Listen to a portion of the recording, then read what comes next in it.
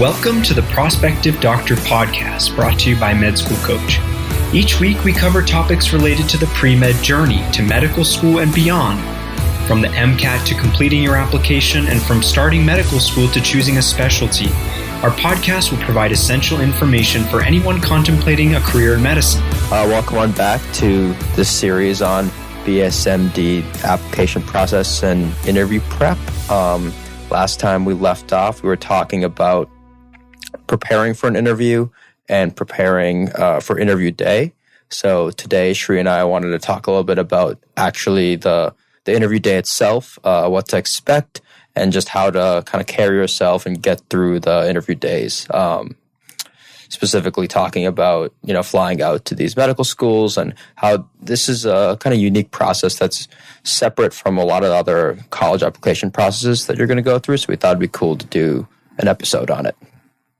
Yeah. And just to prepare you, before you even go into the interview day, each school may be different. So we're going to kind of talk a little bit about both. I know my school had 2 rounds of interviews. Some schools like to do it one day and they take care of everything, but we'll cover all the basis when it comes to the different interviews. So yeah, I think it would be a good place to get started in terms of how you dress and how you act before the interview takes place, especially when you kind of arrive firsthand. It can be really disorienting. So I thought it would be pretty cool to spend a little bit of time on that, and then we could talk about the meat of it when you actually get into the interview. What do you say and stuff like that?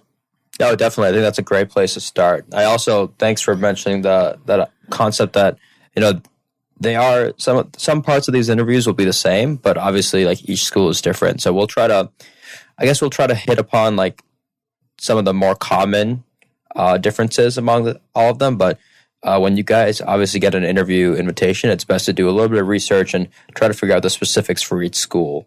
So I'll start off kind of a funny, but kind of a funny note as far as preparation for the interview goes. Number 1, buy a suit if you're a guy, and then obviously buy professional clothes as well if you're a girl. I say this because when I got my interviews, I honestly had nothing in my wardrobe that I would have been able to actually wear to an interview professionally. I mean, I had some stuff, but nothing really that was going to be appropriate per se. So it was one of my kind of preparation things was actually literally going to a Men's Warehouse and buying my first real suit.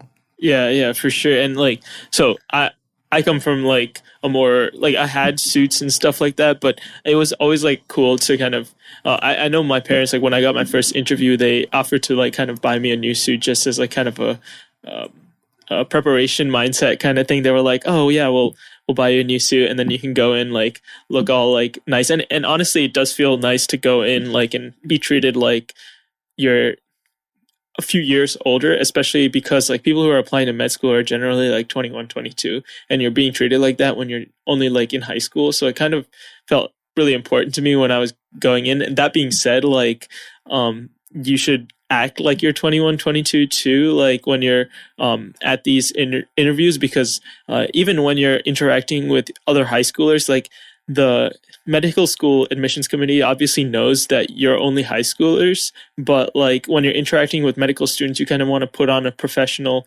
air. And whenever you're doing an optional thing, maybe it's required on the agenda, it's saying, oh yeah, this event's only optional. I would suggest that you even go to that, because think about it from a medical school's point of view.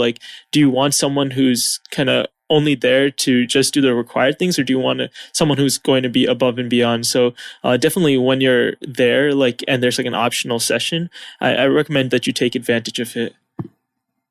Yeah, definitely. That's a great point. I think the key thing that you kind of highlighted with all that is that they're looking for students who are mature, and maybe mature beyond their years. And the whole point of this is they're really asking you to select a lifelong career at the young age of 17 or 18 years old, right? Most kids are not doing that. And they want to make sure that, that you are confident in yourself and that this is what you want to do for the rest of your life. So they're going to look for that maturity that Shree was talking about. They really do want you to, I mean, obviously they understand that you're still in high school, so they're not expecting you to be completely like someone who's gone through college. Like intrinsically, you're not going to have some of those experiences yet.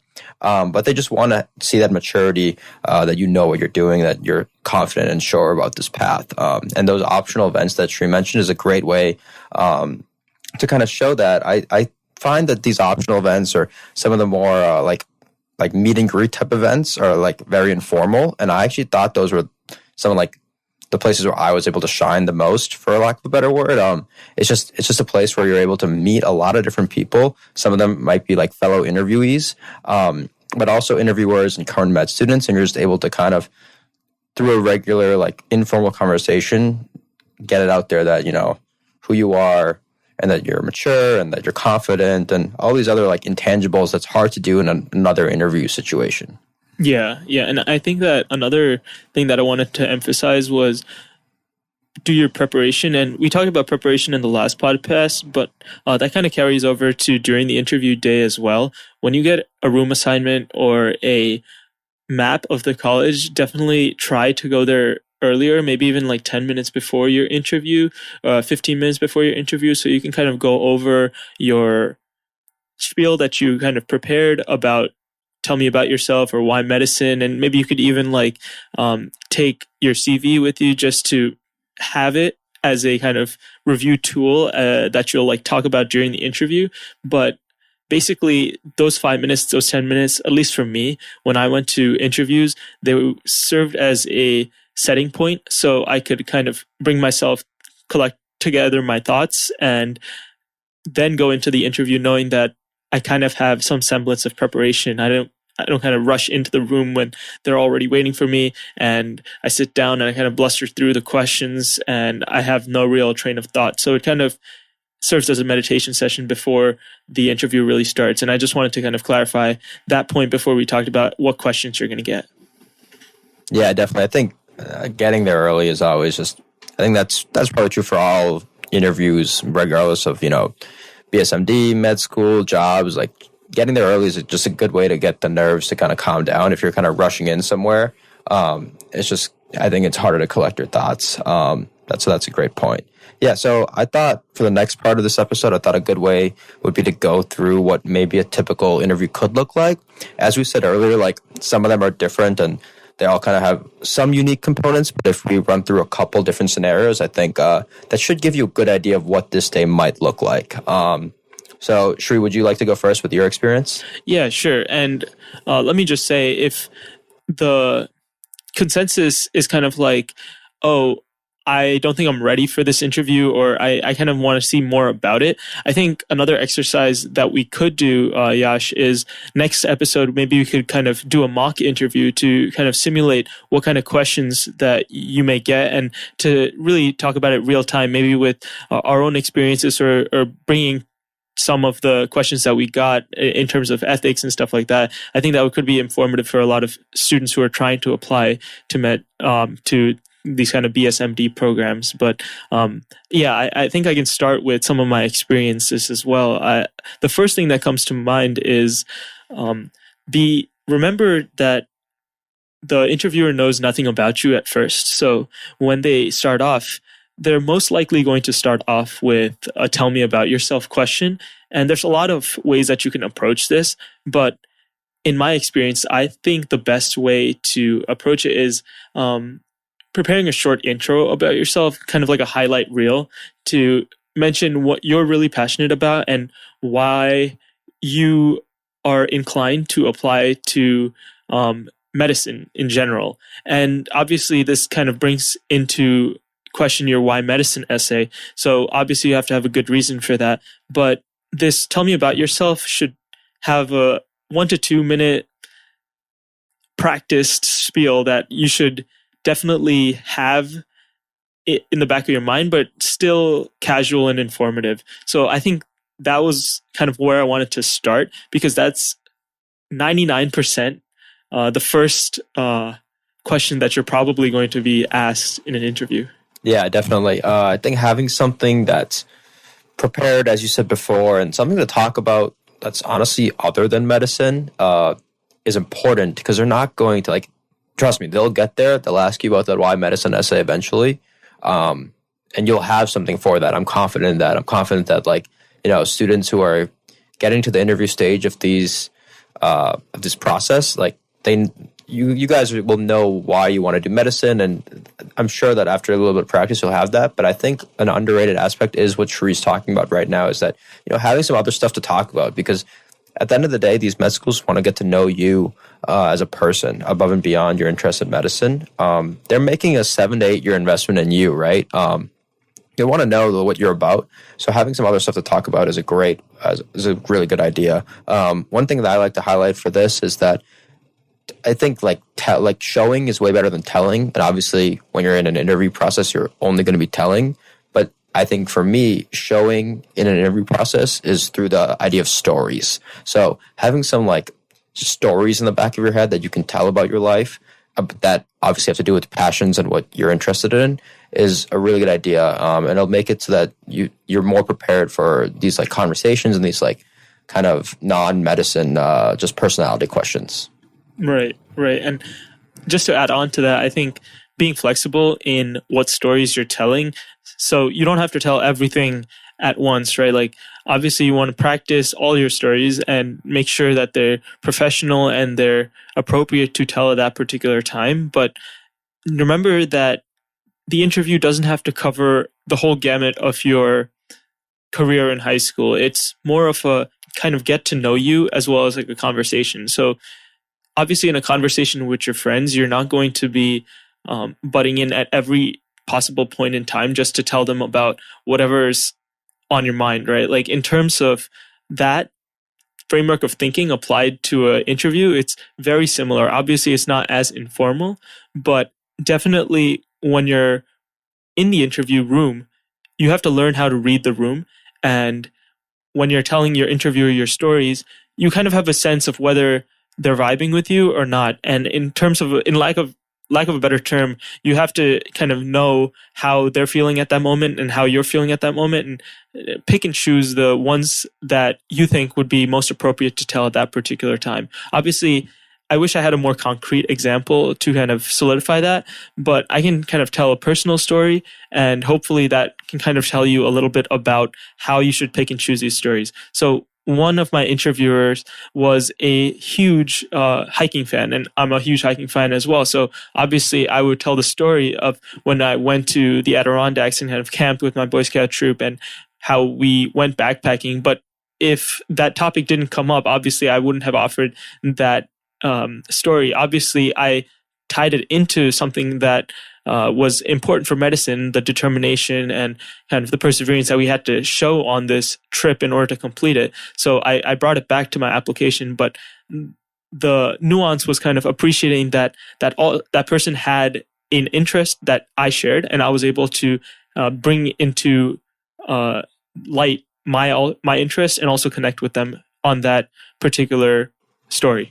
Yeah, that's a great example. Definitely honing in on or recognizing good opportunities to tell your stories and not getting stuck on like necessarily wanting to 100% tell one specific story, right? So one way I prepared for this is I think I had a list of maybe 7 to 8 different kind of like personality type stories, like questions / stories that I prepared. And then I was in my head during the interview, I was able to kind of pick and choose based on what I thought would best fit the question as well as the person, as you said, just based on how the conversation was going and what our interests were and how they were aligning. So I think that was a great example. Yeah. And I think to move on to the next part of the interview, I think that these skills are applicable both in the medical school and undergraduate realm, but we were mostly focusing on these soft skills that are probably going to show up in the undergraduate portion of the interview. Medical schools are also interested in your technical knowledge, and I know, Yash, you had a lot of experience with research, so maybe you can talk a little bit about how you thought your experience went in your BSMD interviews when it came to your research, but I can speak a little bit about how it came up in my BSMD interviews. They asked me a lot of targeted questions, especially when it came to my methods and results. And they just wanted to see that I took a very involved part in my research, because a lot of high school students just do the research and they don't really understand the context behind it. So definitely when you're going to these interviews, they're going to be asking a lot of poignant questions, especially as it relates to future directions and where you see your research going, because that's how a medical student should think in terms of advancing their field. So what was your experience when you talked about technical questions, especially when it came to medical school committees? Yeah, I think that's a great place to start. If you have research experience and you've talked about it in essays or it's on your resume, you need to know that through and through. There's no really other way to kind of say it.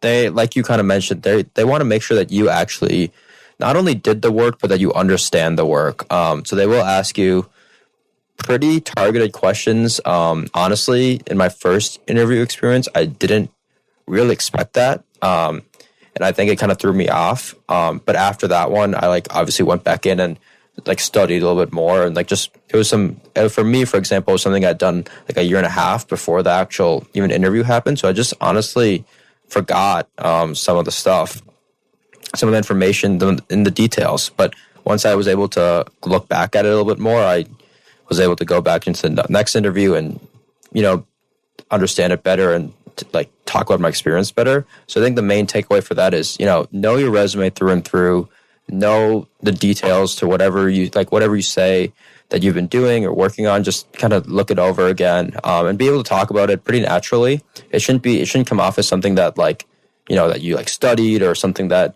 you I don't know, for lack of a better word, something that you didn't actually do. So you need to really, I think the way to say it is that if you did do it, and if you have done the research and you've done the work, it'll be pretty easy.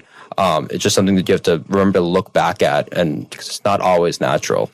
Right. And I think that in terms of your explanation of these issues, I think that not only having a good grasp on your research, it is really important, but I think that another thing that's super important is knowing what's happening outside of just high school and medical school and all of the schooling that you're going to be into. So what I'm talking about is kind of current events in health, especially as they relate to physician's practice or whatever you're interested in medicine. For example, if you say that you're interested in global health, you should have some semblance of knowledge of what is happening in the global health sphere.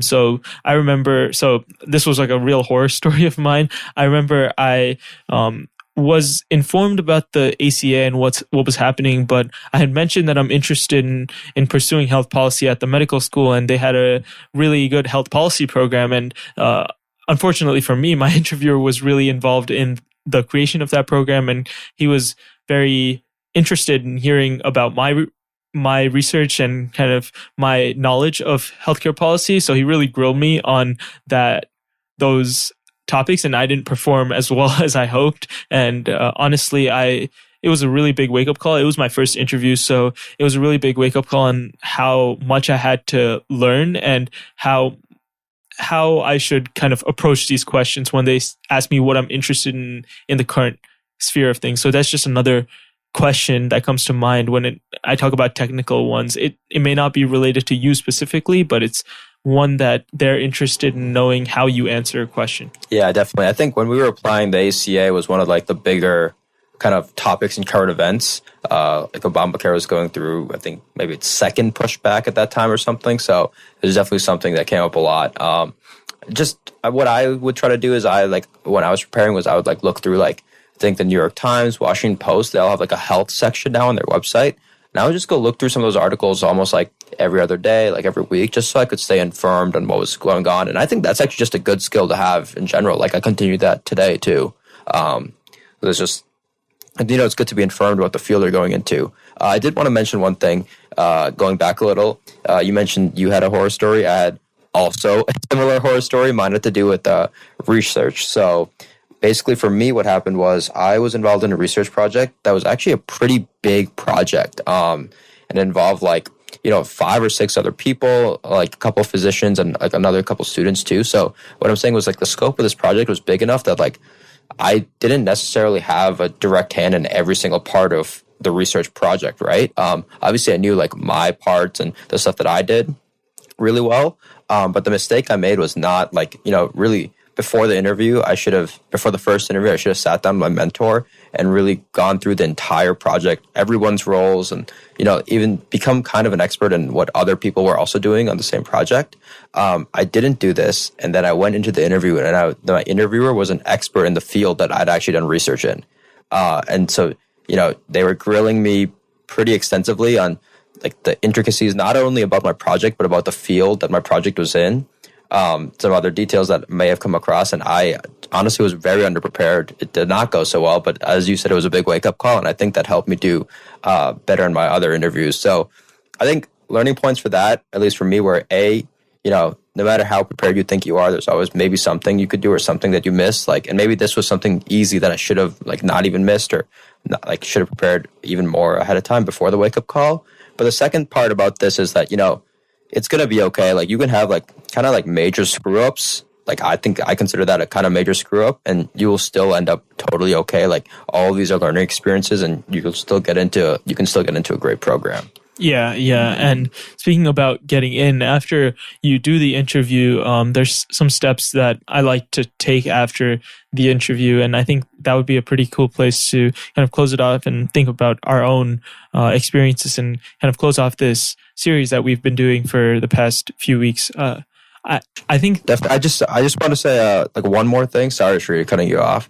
I just wanted to highlight: don't underestimate the importance of the interaction and time they'll give you with the current medical students during the interview day. These parts of the interview can seem pretty informal because these are obviously just students at the end of the day, and they wanna like be casual with you too. But I don't know for sure, but I'm pretty confident that like a big hand in the program that I got into was like my interaction with the medical student. Like we had a direct one-on-one interview with a medical student. It was my last interview of the day, and I can honestly tell you that my first interview, so this particular program had 3 interviews in one day, and I can tell you that my faculty interview did not go well. Like I definitely messed up a couple questions, and this is not even just me being like extra hard on myself. Like I can tell you pretty confidently, like I didn't feel good after that interview. But I know that I really vibed super well with the med students. So I think that based on the program, that the med students can have a pretty big say in the process. And the other part about that interaction and story is that don't necessarily let one part of the interview day like phase you. So that's what happened to me there, right? Like my first interview did not go well, and I had 2 more interviews and basically a full day ahead of me. And what I decided to do kind of was just, throughout the first interview from my head, I just kind of stopped thinking about it and went through the rest of the day, and it ended up working out. So I think the idea behind that is, as I said, the medical student part is pretty important, and also like don't take anything too hard. Like if it was an interview that was as bad as like literally now 5 years later, 4 or 5 years later, I can still remember it exactly and still pretty much think it's bad, but I still ended up, being okay. It probably, you can do the same thing kind of is my point. And yeah, now I think we can definitely talk about the post-interview steps. Yeah. And talking about the post-interview step, I think that's like a perfect way to start. If you can reach out to the med students, just ask them for their email after the informal interview, and ask the program director or the interviewer for their email address just after they're done with all of the questions that they want to ask, and you're done with all the questions you wanted to ask them.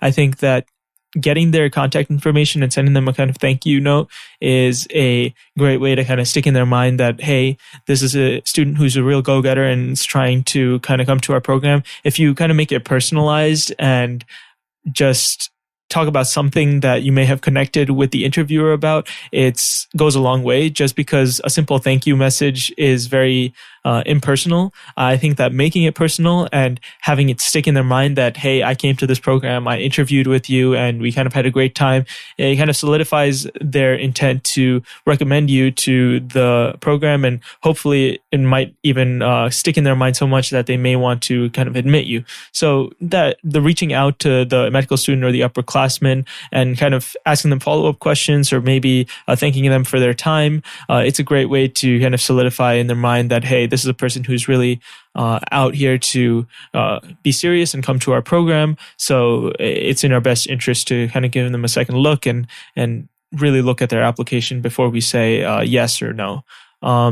And the second thing that I wanted to say was, even though you're done with applying to colleges, and I know it's a huge process, definitely evaluate all your options and make sure that it's the best fit for you. I know a lot of programs that I was considering, I didn't eventually apply to them at all, but if I had applied to them and I got in, I might have kind of reconsidered going because they had a high GPA requirement or they had mandatory activities. And at the end of the day, even though I was in a BSMD program, I might not have stayed in the BSMD program, or because I was kind of working so hard, I would have applied out anyways. So those are the two things that I kind of wanted to emphasize about what happens after the interview.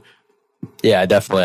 I think you did a great job on that and hit all the main points that I would have said. I just want to kind of highlight what you said about the thank you email one more time, the thank you note.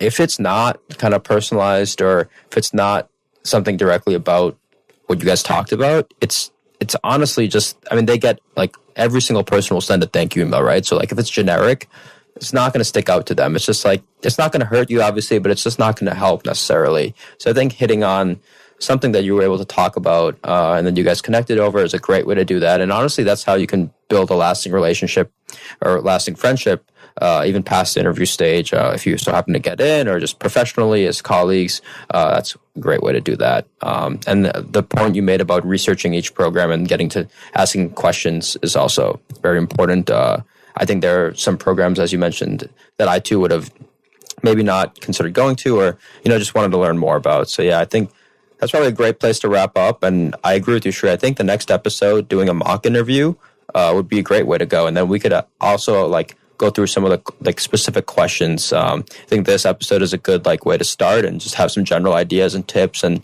ways to prepare for interview day. But then we can definitely go through some specific questions next time. Yeah, for sure. And if anyone has any questions and they're kind of listening to this and they kind of want to learn more, definitely we'll try to have our contact information in the description or the show notes.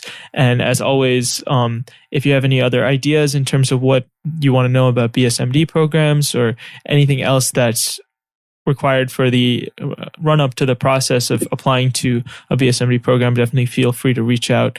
So I think it's been a great kind of it's been 4 episodes in terms of what we kind of covered. If you want to go back and kind of review all of the things that we discussed, I think it was the search, then the application and the essays, then what to do before interview, and then during the interview day. And these 4 should definitely give you a huge advantage over other people who are trying to kind of get their minds around how to apply to BSMDs and what to do when they're thinking about a BSMD, and it definitely would give you a leg up in terms of other applicants.